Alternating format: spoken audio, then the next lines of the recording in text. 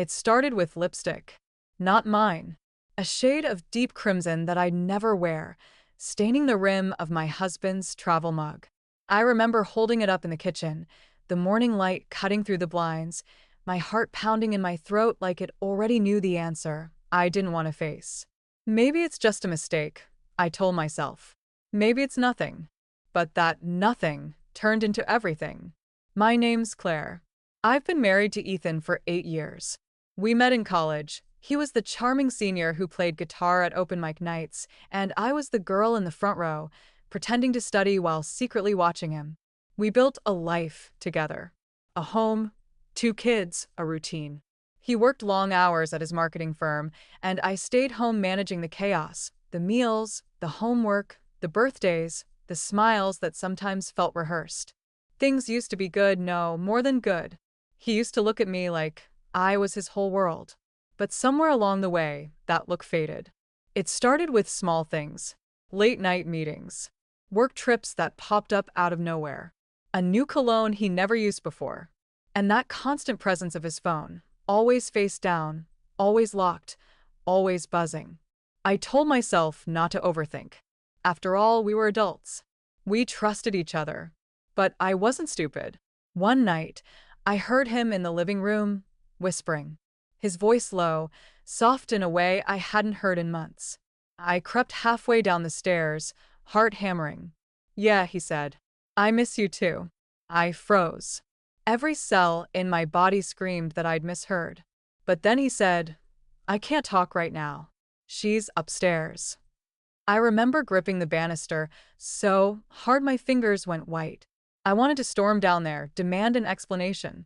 But instead, I went back to bed and pretended to be asleep when he came up later.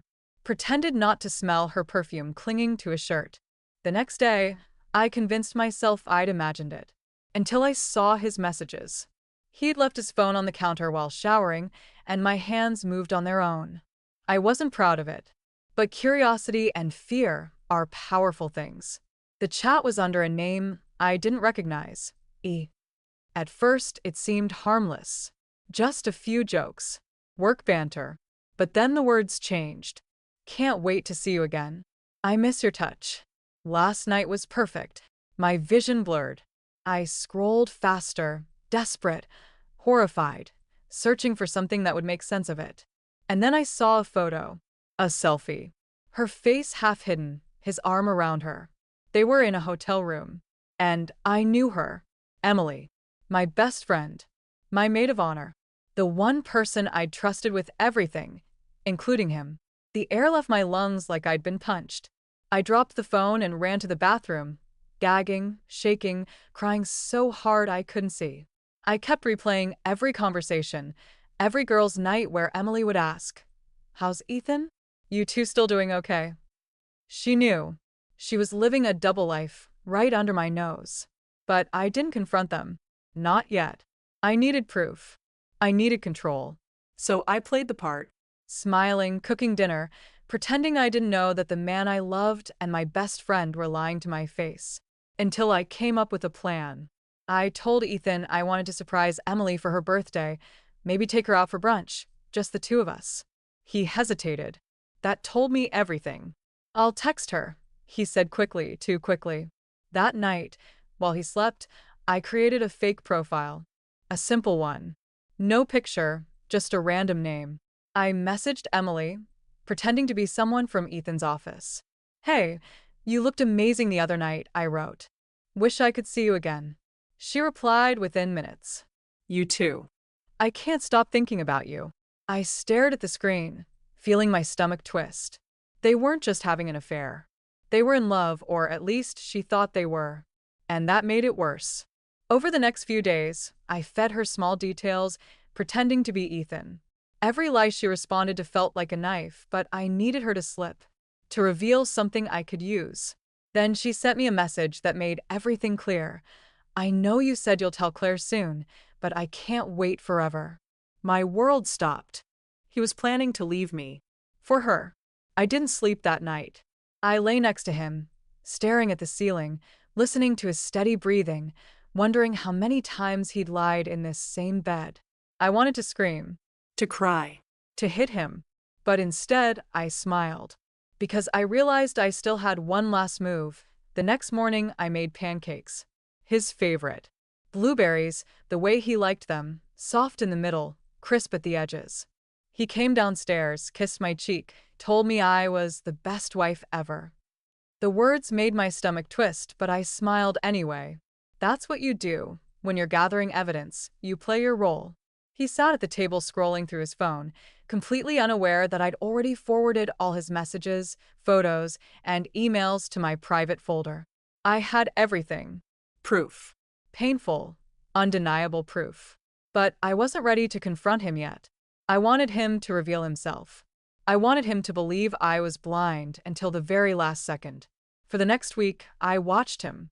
Every glance at his phone, every late meeting, every fake client dinner. It was like watching a stranger wear my husband's skin. The hardest part was pretending I still loved him. Pretending his touch didn't make me flinch. Pretending I didn't see the guilt flicker across his face when he thought I wasn't looking. But then, something strange happened. One night, I found him sitting in the living room alone, staring at our wedding photo. He looked broken. Like the man I'd married had resurfaced for just a moment. "You okay?" I asked softly. He looked up, startled. "Yeah, just work stuff." I wanted to scream, "Liar." But instead I said, "Don't stay up too late," and kissed his forehead. I went upstairs, my heart pounding, wondering if guilt was finally eating him alive. That weekend, I decided to strike. I texted Emily from the fake account, pretending to be Ethan again. "Let's meet at the cabin Friday. I'll tell Claire after that." She replied instantly, "Finally. I can't wait to start our life together." I felt sick, but focused. We owned a small cabin by the lake, our escape spot. It was private, quiet, the kind of place where you could hide anything, including a secret. Friday came. I told Ethan I was taking the kids to my mom's for the weekend. He seemed almost relieved, which stung more than I expected. "I'll probably stay home and catch up on work," he said, avoiding eye contact. "Sure," I replied, pretending not to notice the small overnight bag in the trunk of his car when I passed by later. I waited until he left, then followed him. I parked a few minutes behind, keeping my distance. My hands were trembling on the steering wheel, my throat dry. Every minute felt like an hour. When I reached the cabin, I saw his car parked out front. The curtains were drawn. I sat there for a moment, gripping the steering wheel so tight my knuckles turned white. My heart was pounding in my ears. And then I saw her car pull up. Emily stepped out, wearing a long beige coat, her hair down, smiling that same bright smile I'd seen 1,000 times. She knocked lightly on the door. Ethan opened it. The way he looked at her, it broke me. He smiled the way he used to smile at me. Warm, soft, familiar. I couldn't breathe. For a second, I thought I might throw up. I wanted to run in there, scream, break things, demand answers, but instead, I pulled out my phone and started recording. Every touch, every laugh, every kiss. They were mine now. My proof. My justice. I didn't know what I'd do with it yet, but I knew I wasn't walking away quietly. I drove back home that night in silence. My body was shaking the entire time. When I walked through the door, the house felt emptier than ever. I sat at the kitchen table and stared at our wedding photo again. The smiles, the promises, the lies. The next morning, I called Emily. My voice was calm, casual. Hey, Eminencia. "Haven't seen you in a while. Want to grab coffee later?" She hesitated for a split second before saying yes. We met at a cafe downtown. She looked nervous, her eyes darting everywhere but mine. "You okay?" I asked. "Yeah," she said too quickly. "Just tired." I nodded. We made small talk about work, about her new promotion, about nothing. Then I leaned back and smiled. "You know," I said, "Ethan mentioned you've been helping him a lot lately." Her hand froze on her coffee cup. "Oh, yeah, just some projects." "Right," I said softly. "Like the one at the lake?" Her eyes snapped to mine. Silence. Her face drained of color. "What do you mean?" she whispered. I took out my phone, opened the video, and pressed play. The sound of her laughter filled the cafe. She watched, frozen, her hand trembling as she set her cup down. I know everything, I said quietly. Every text, every lie, every business trip. She looked like she might faint. Claire, please, save it, I said. You were my best friend. You were in my house with my kids. You smiled in my face while you were sleeping with my husband. The people around us were starting to stare. I didn't care. I stood up, threw a few dollars on the table, and walked out. My hands were shaking, but I'd never felt stronger. That evening, Ethan came home early. He looked tense, distracted. Rough day? I asked, pretending nothing was wrong. He nodded, rubbing his temples. Just a lot going on. With Emily? I said. He froze. Slowly, his eyes lifted to mine. What did you say? You heard me, I said, my voice low, steady. Emily. The woman you've been screwing behind my back. His face went pale. Claire, don't lie, I snapped. I know everything. The cabin, the texts, the photo.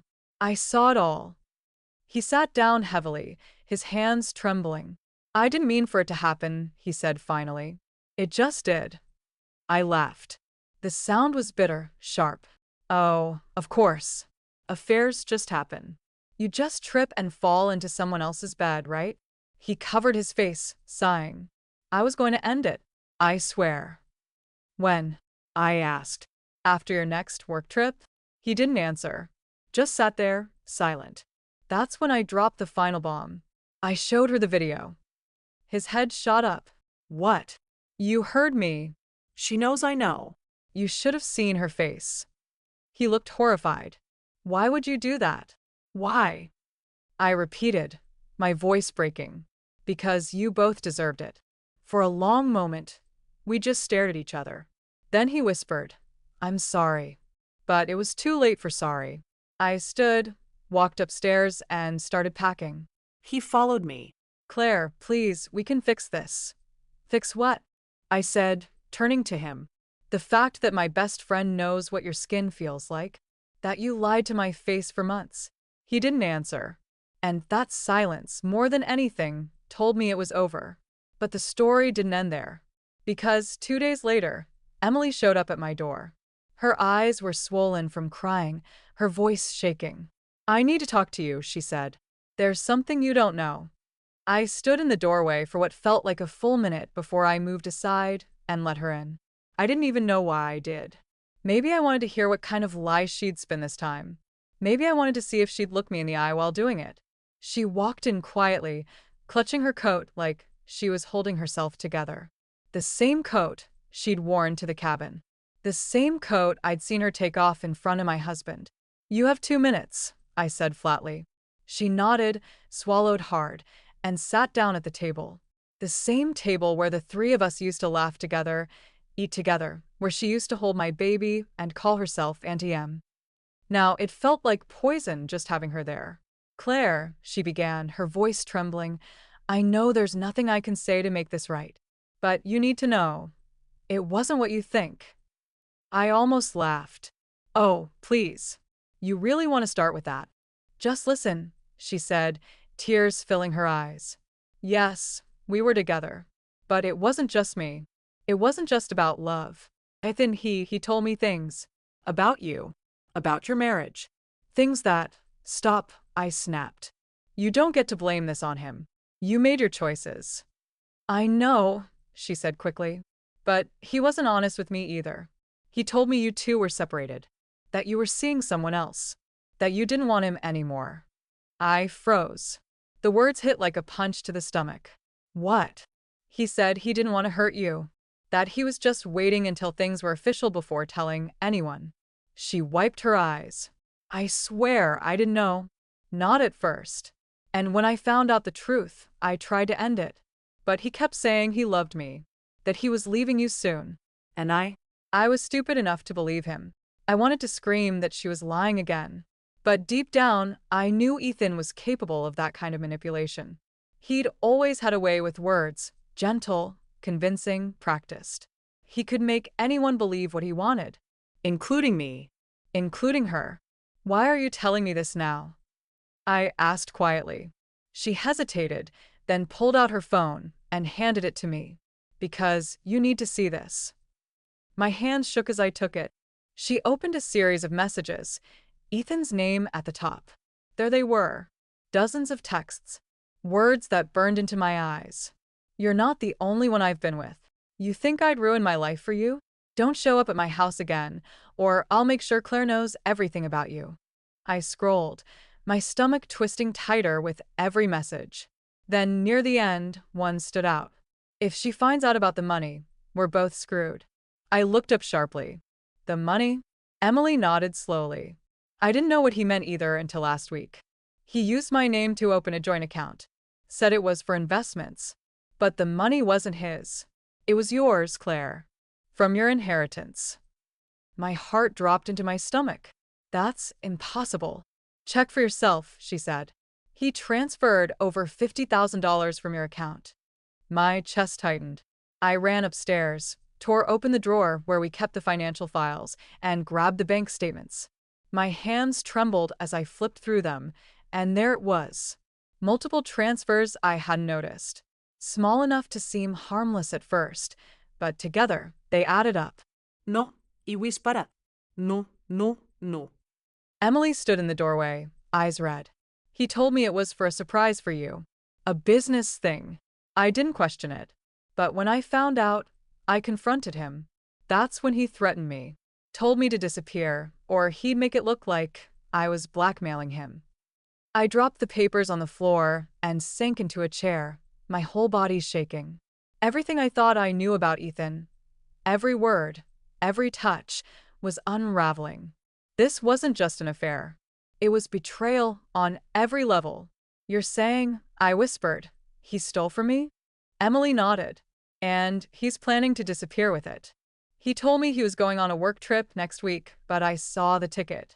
One way to Costa Rica. I stared at her, the world spinning. Why are you helping me? Because, she said through tears, I made a terrible mistake. But I don't want him to destroy you the way he almost destroyed me. I wanted to believe her. God, I wanted to, but I trusted her once, and look where that got me. Still, there was something raw in her eyes, something that felt real this time. Okay, I said finally. If what you're saying is true, I'll find out.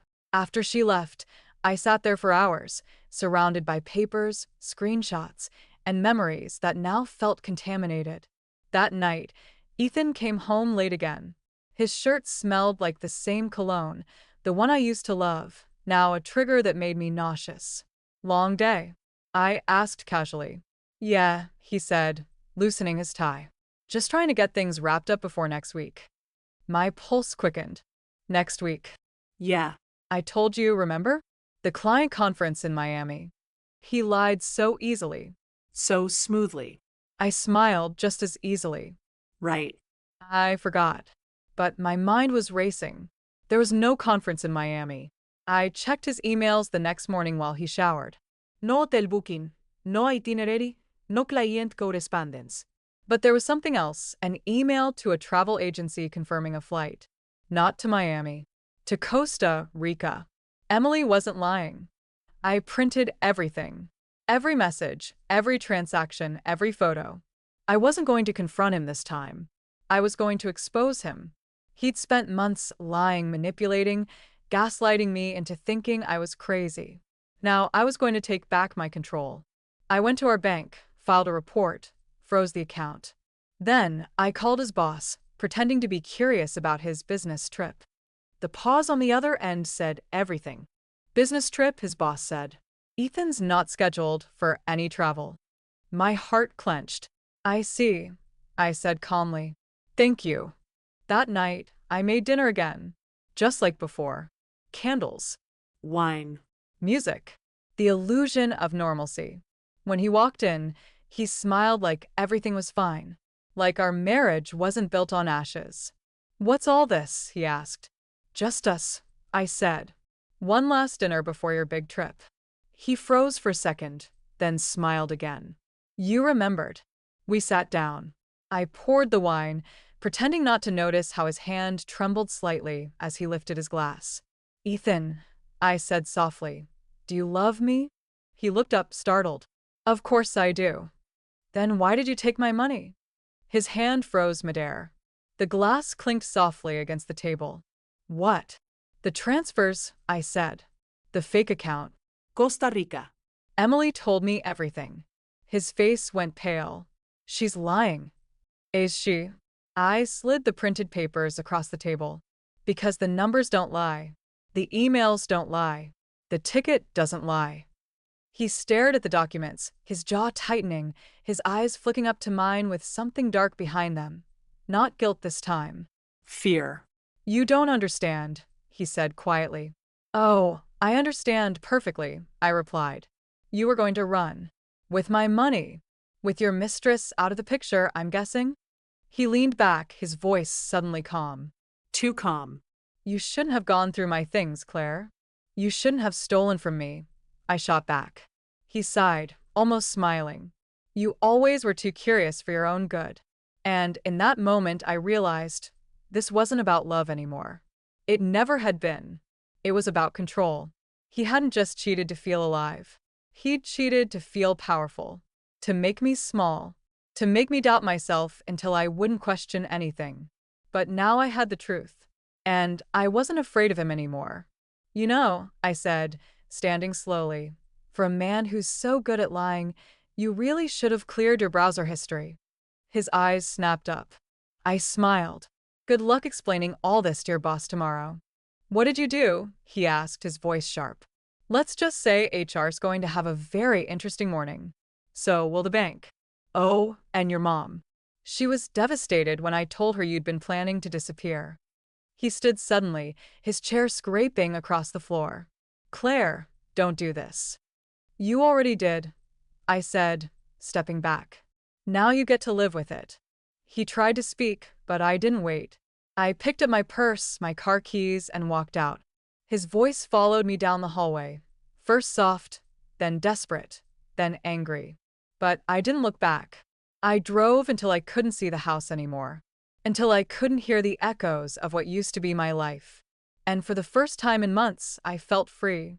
Or, at least, I thought I did, until my phone buzzed. A message from an unknown number. I froze. My car was still idling by the side of the road, headlights cutting through the dark, my hands gripping the steering wheel so tightly I could feel my pulse in my palms. The message glowed on my screen, stark and simple. "You think you've won? You have no idea what's coming." My first thought was Ethan, of course. Who else would it be? But there was something about it, something too composed, too deliberate. I stared at it for a long time before typing back one word. "Who?" No reply. Just silence. The kind that crawls under your skin and stays there.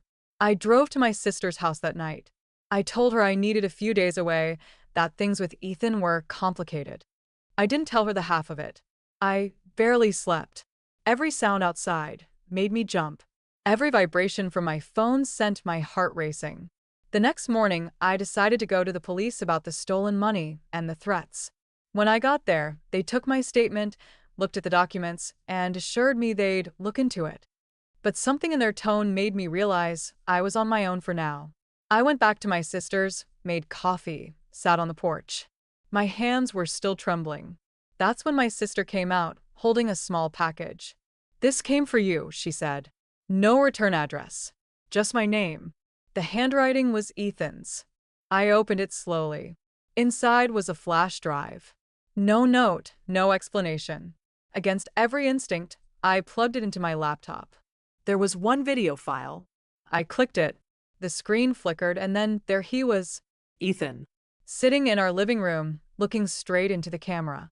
His eyes were red, but his voice was steady. "If you're watching this," he said, "it means things got out of hand. And before you make any more assumptions, you need to hear the truth." My chest tightened. He leaned forward. "Yes, I took the money. But it wasn't just for me. It was for us. For something I couldn't tell you about. Something I thought would fix everything. But then Emily found out. She wasn't supposed to." He looked away, ran a hand through his hair. "She blackmailed me, Claire. She said she'd tell you everything unless I gave her half. I panicked. I told her I'd leave you, just to buy time. But she wanted more. She wanted everything.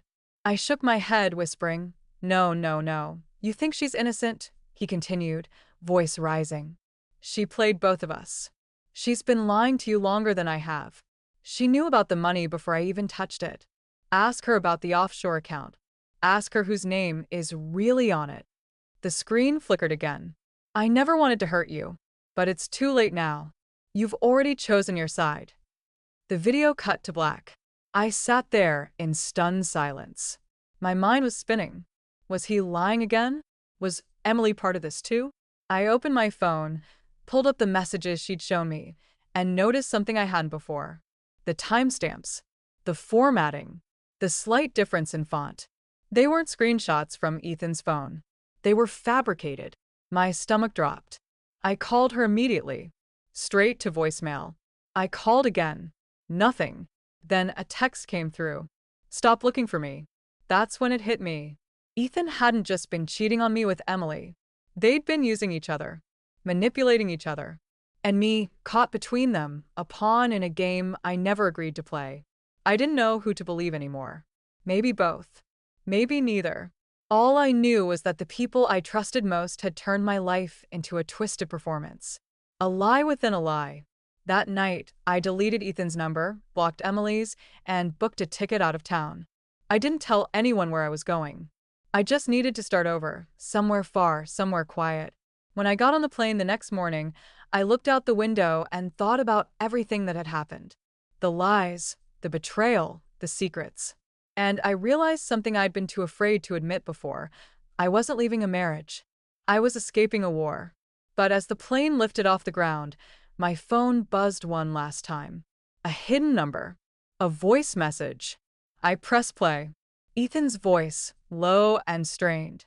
"Claire, don't trust anyone. Not even her." Then static. Then silence.